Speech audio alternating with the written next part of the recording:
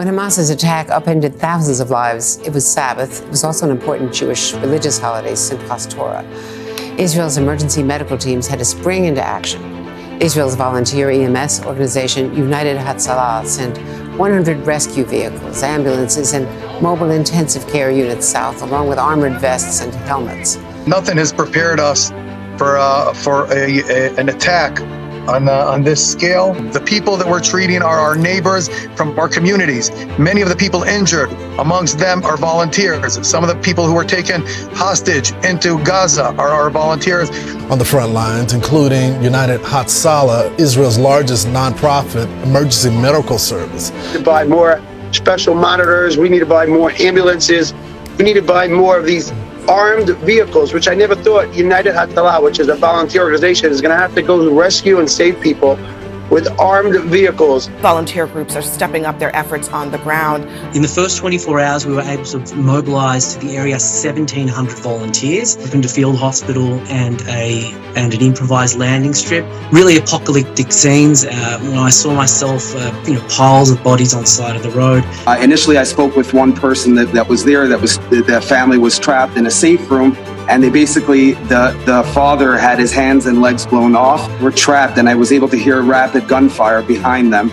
And they were trying to say that he was losing consciousness and they needed some help to evacuate. Treating people that are in critical condition is intubating them, doing chest decompressions all the time. When I met two kids that just were held hostage, after that they said to me, I saw my parents get killed in front of me. I'm hungry. I haven't eaten in the last 12 hours. There have been some ambulances that have been shot at.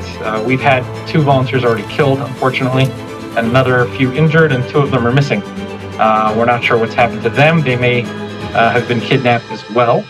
The toughest 4 days in my experience of over 35 years in EMS, we saw the heroism come out from volunteers, working under fire, bullets flying over their heads, missiles exploding, and pulling out people, saving lives, doing medical procedures under impossible conditions. Seeing things that I can never unsee.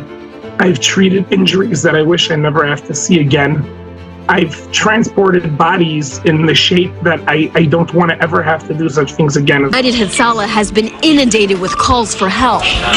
Nearly 90% of their supplies was depleted within the first 2 days. One after another, severely injured, gunshot wounds, severely injured. Suddenly I had a soldier from the Special Forces. He came out with 2 babies in his hand, and he gave it over to me, one of the babies, and the other baby for my colleague.